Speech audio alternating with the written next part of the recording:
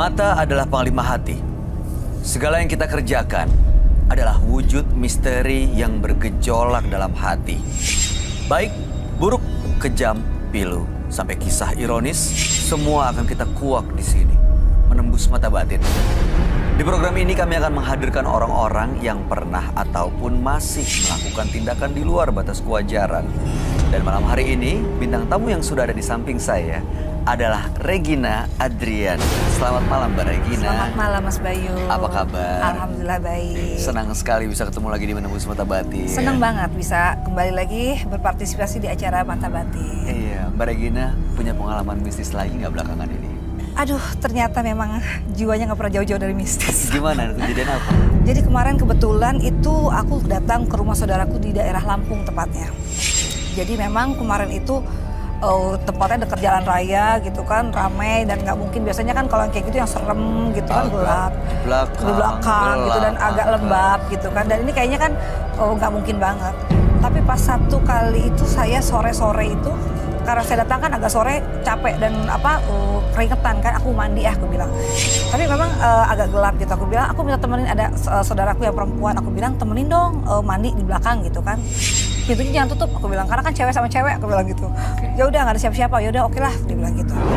Aku mandi sambil ngobrol-ngobrol sama dia. Aku bilang, kebetulan namanya Anis kan. Nis, aku bilang ngobrol, mandi. Terus dia jalan pakai baju warna putih, kemeja, pakai celana jeans. Karena kamar mandi itu kebetulan sebelah-sebelahan. Jadi satu untuk mandi, satu untuk buang air. Oke. Gitu. Dia masuklah ke area buang air. Aku pikir mungkin lagi buang air kali kan. Aku ajakin ngobrol, pas sudah ngobrol, aku panggil. Kok gak nyaut-nyaut, aku bilang gitu kan. Nis, aku bilang, Nis. Itu tahu gak yang terjadi pas gak lama, aku teriak kenceng, datangnya pada sebelah. Dari jarak, jadi dari arah depan, dia datang dengan baju warna merah. Dia kenapa teh? Aku langsung lihat ke sebelah kanan, maksudnya artinya itu tadi yang sebelah tuh yang pakai baju putih, yang baju putih siapa? Yang diajak ngobrol. Dan diajak ngobrol tadi itu siapa gitu kan. Dan itu sore-sore, maksudnya belum malam loh, masih jam 4-an lah gitu. Dan artinya pas aku tanya kepada saudaraku yang punya rumah, dia bilang, kata omku dengan santainya, ya memang sih dia juga pernah begitu katanya. Dan aku bilang, maksudnya aku bilang gitu kan, maksudnya ya biasa kadang mau ngambil apa, ada yang ngasih tapi yang kayak istrinya gitu kan, tapi istri bilang nggak ngasih gitu, dan ternyata bukan. Dan ya itu semenjak itu ya, aku 2 hari kayaknya nggak mandi. Aduh. Tisu basah kayaknya. Tapi ya, emang dan itu benar-benar, maksudnya artinya apa ya, segala sesuatu di tempat manapun gitu, memang kita nggak, bukannya kita mempercayai, tapi memang ada gitu. Benar. Dan itu memang aku rasakan dan berkomunikasi langsung dengan aku gitu. Itu dia, mereka pasti ada. Sekarang bagaimana kita sama-sama saling menghargai ya, aja. Menghargai, tapi jangan menakutkan. Itu dia, mudah-mudahan malam hari ini nggak ada yang menakutkan ya Mbak Regina. Jangan sampai. Kita akan segera ketemu dengan partisipan kita yang pertama. Oke. Berikut ini akan hadir seorang wanita yang mengaku selalu sial karena tubuhnya didiami makhluk gaib. Malam hari ini kami akan panggil dia dengan nama samaran. Kami persilahkan Dwi.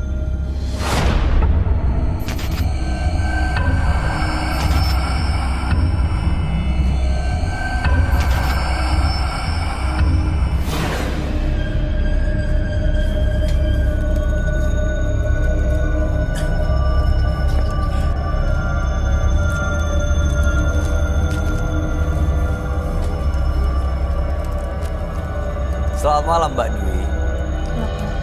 Apa yang mau Anda ceritakan? Jadi sebelumnya saya pernah berhubungan dengan pria. Lalu pria itu sakit hati sama saya. Dan beberapa kali saya menjalin hubungan dengan pria lain, itu selalu putus ya di tengah jalan. Saya datang ke orang pintar dan mereka bilang saya dinikahi oleh tubuh orang mati. Gitu. Jadi selalu hubungan saya selalu putus, gagal juga. Saya penasaran, maksudnya dinikahi dengan tubuh orang mati? Ya biasanya memang kita pernah dengar Mas Bayu, jadi dinikahi dengan batu, ya kita pernah dengar seperti itu ya, dinikahi dengan, supaya mungkin dia tidak ada berjodoh di dunia ini. Diam kamu! Sebentar Mbak Dwi, ini Mbak Regina berusaha untuk menjelasin loh, karena saya belum paham. Tapi memang waktu itu seperti itu kejadiannya. Iya, tapi saya nggak mau dia yang baca. Iya, oke, ini bukan membaca, ini Mbak Regina sekedar berbagi informasi. Ya mohon Mbak Dwi tenang dulu. Mbak Dwi jangan salah paham. Jangan salah paham. Bisa dilanjutin lagi ceritanya, silakan. Waktu itu saya datang ke orang pintar, beberapa orang pintar bilang itu saya untuk dipasang untuk pemikat. Pemikat. Gitu, iya. Lalu? Jadi untuk pemikat itu saya pasang dan saya juga membawa beberapa waktu alatnya, kayak dikasih semacam minyak. Oke, baik. Tujuan Mbak Dwi datang ke sini untuk apa? Saya minta untuk Mas Roy, bukan dia yang membaca atau dia yang menjelaskan, untuk Mas Roy bantu. Sebelumnya mohon maaf Mbak, saya bukan mau membaca, tapi tadi mungkin Mas Bayu kan nggak mengerti paham maksud Mbak. Jadi saya cuma bantu ngerti ini aja gitu. Iya, sabar ya Mbak. Mbak, jangan emosi juga Mbak ya. Regina, maaf ya. Oke, baik. Kami akan tanya ya, kita akan lihat gimana pendapat teman kami mengenai kejadian ini. Saya akan ajak Mbak Dwi untuk bertemu langsung dengan sahabat kami, dia adalah seorang indigo. Kami persilahkan Roy Kiyoshi. Sebelumnya, tim Mata Batin sudah memberikan tanggal lahir dan nomor rumah partisipan kepada Roy Kiyoshi. Dengan mata batinnya, Roy akan membaca berdasarkan angka yang kami berikan. Dwi, dengan tanggal lahir 20 April 1985, sosok yang sangat penuh dengan emosi dan amarah. Saya merasa aura dari sosok Dwi ini telah ditutup oleh makhluk gaib.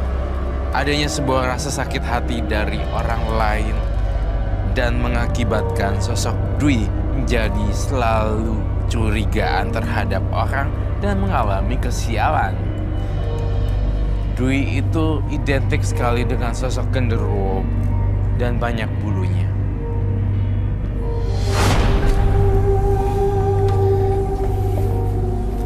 Selamat malam. Selamat malam. Hai Regina. Halo, kabar? Baik, apa kabar? Baik, silakan duduk semuanya. Terima kasih. Sekarang Mbak Regina, kamu punya tugas sekarang untuk Oke. membacain dia. Oke, Mbak Dwi lahir tanggal 20 bulan April tahun 1985. Ya. Mbak Dwi ini bilang dia susah sekali dapat jodoh. Waktu itu pernah ada laki-laki yang sakit hati dengan Dwi, dan setelah ditanya ke orang pintar, katanya Dwi ini dinikahi dengan tubuh orang mati, makanya dia tidak pernah berhasil dalam hubungannya. Dan malam hari ini, karena dia merasa auranya tertutup, datang ke menembus mata batin untuk bisa membuka semuanya, dan kalau bisa ya dapat jodoh, ya mudah-mudahan malam hari ini bisa ketahuan nih sebabnya apa sih dia sampai tertutup dan susah dapat jodoh. Apakah benar dia dinikahi dengan tubuh orang mati? Baik.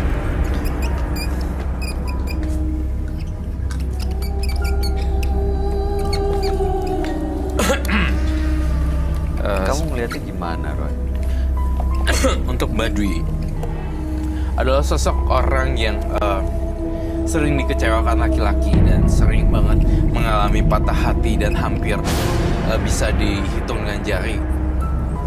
Saking banyaknya udah nggak bisa kehitung dengan jari berapa orang yang udah nyakitin dia. Dan itu bolak-balik terjadi sama Mbak Dwi. Saya ngerti perasaan yang Mbak Dwi itu adalah trauma yang sangat mendalam terhadap laki-laki. Dan semua ini adalah proses. Saya menduga juga dan saya meramalkan kamu lagi menjalani hubungan dengan seseorang juga yang sudah punya keluarga. Apakah itu betul? Benar. Kemudian saya melihat di dalam tubuhnya juga, kita terawang yang ini dulu ya, case per case. Jadi saya merasakan dia ada 2 orang yang lagi dekat sama kamu. Terkait dengan berbicara terikat dan memikat, saya melihat perempuan berambut panjang berwarna hitam seperti kuntilanak dan bajunya warna hitam juga.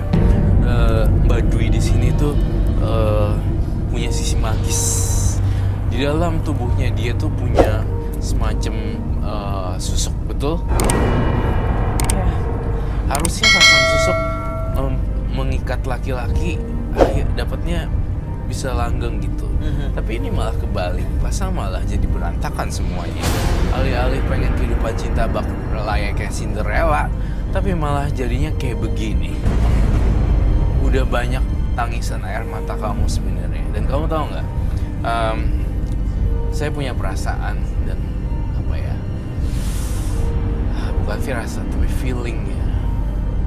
Selain daripada magis ini yang kau punya di wajah, tapi saya kasihan sama mama kamu. Ada apa dengan mama? Mungkin Dia ya Oh, karena di sini menginginkan ya jodoh ya. Jadi ya kepikiran mungkin orang tua saya seperti itu. Mama Gitu. kamu adalah orang yang hebat dan saya merasa mama kamu menginginkan laki-laki yang terbaik.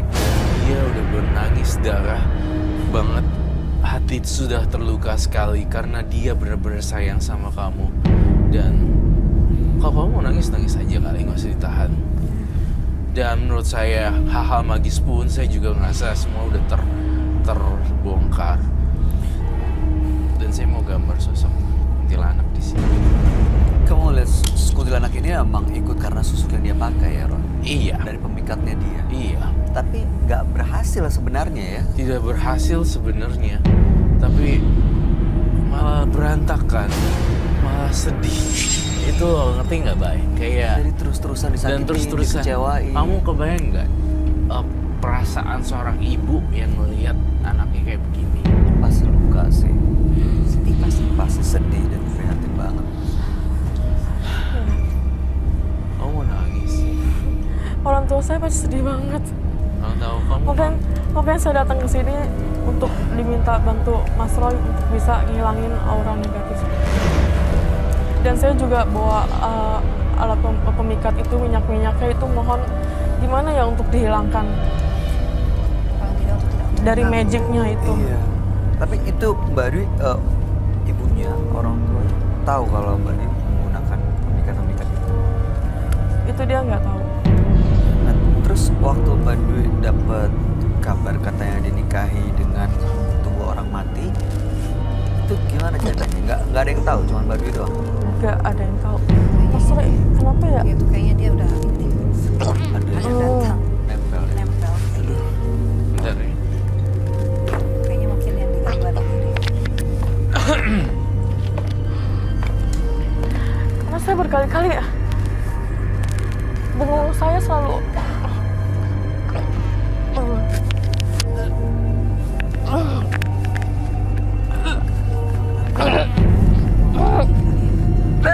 Aduh. Ada tisu kali. Hah? Darah.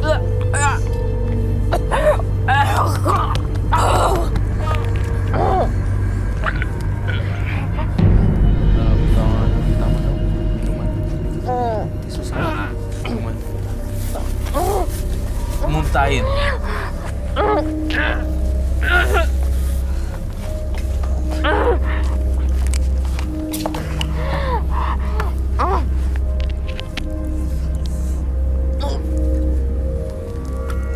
Masih bisa diteruskan atau tidak?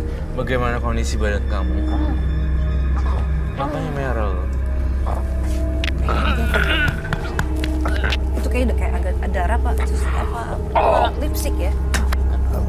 Oh, lipstick. Lipstick.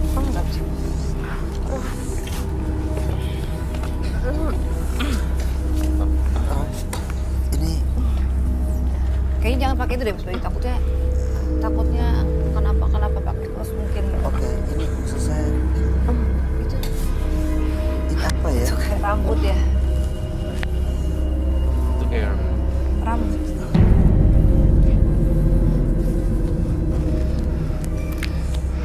Itu kayak rambut yang udah lama kayaknya memang udah di dalam diri dia. Selama ini jadi di dalam badannya Dwi ini Roy, rambut itu. iya. Berarti syukur alhamdulillah dong. Berarti bersyukur dong kalau ini Itu keluar ya Mas? keluar. Ini udah habis atau masih ada lagi di nggak dalam? tahu. Di dalam nggak ngerti ya saya. Dia nggak sadar Mas. Dia nggak sadar. Diem kamu! Ini sosok yang dia gambar ya? Soalnya matanya tuh serem banget loh. Ya cara ngelihat. Kamu diem aja, kamu duduk aja. Kamu duduk aja. Iya udah Mbak Dwi. Mbak Dwi kalau dengar saya, tolong tenangkan dirinya. Jangan saya marah-marah di sini. Ini maksud nggak ada yang bermaksud jahat kok sama Mbak Dwi. Ya kami berusaha untuk bantu. Ini Roy coba untuk cari solusinya. Mbak Dwi boleh duduk dulu lagi nggak? Kamu Ya. diem aja ya. Ini bukan Mbak Dwi. Coba duduk Mbak Dwi, jangan emosi dulu. Sabar ya. Sabar ya. Ini emosional banget. Ya saya Masih cuma kuat? mikir Yes. kalau dengan sifat seperti ini, ya dengan logika aja agak sulit sih memang dapat pasangan ya. Dengan temperamen yang Dengan berubah-berubah. tiba-tiba dia nggak sadar bahwa dalam pasangan dia seperti ini dan dia kabur.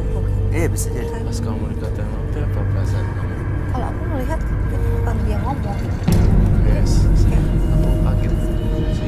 dia, Kalau kamu kalau aku jujur ya, kalau sebagai kita normally pasti kita sakit hati sekali. Tapi aku karena melihat ini tidak normal, jadi artinya so kita nggak usah dengerin karena aku tahu ini bukan pribadi dia sesungguhnya. tapi masih kuat ya. Yes. Bagus. Kamu nggak kuat gak? Soalnya ini medan gini. Ini medan perang yang aku tuh gambarin di studio nih. Menembus mata batu itu medan perang yang sangat berbahaya. Serangan hantu, serangan psikopat membawa Fisik. pisau, kemudian seorang yang mempunyai kepribadian yang temperamental dan segala macam. Jadi Mbak Aldina ya bisa mungkin kalau diserang kamu belajar sabar aja. Kalau aku meyakini sih pasti apapun ini yang mau keluar dari sini pasti otomatis pasti dia akan bentrok seperti itu. Kasihan sebenarnya. Kasihan, karena dia semua nyadar apa yang dilakukan dan dia omongin. Kalau dilihat memang saya mau tahu soal dinikahi dengan orang mati, dengan tubuh orang mati. Saya pernah melihat saya pernah melihat ini di kebudayaan Thailand. Kebetulan saya juga budaya Thailand juga kan. Mereka mempercayai kehidupan setelah kematian sampai ada beberapa mitologi. Dia menikahkan dengan orang yang sudah meninggal, artinya ada keterikatan seperti itu. Artinya dia udah diikat dengan orang yang sudah meninggal tersebut. Dan itu memang ada sebenarnya. Tapi saya tidak nyangka kalau di Indonesia Ada ada seperti itu. inian. Tapi tujuannya itu untuk menutup dia menikah dengan orang lain atau Tujuannya kan ini sebenarnya ya, Mbak Dwi mungkin yang lebih tahu itu ada prosesi ritual untuk melancar jodoh atau mengikat jodoh, mungkin ada supaya menarik lah intinya. Selain susuk dia juga tidur dikawinkan dengan tubuh orang mati. Di Thailand ada seperti itu. Mbak Dwi, waktu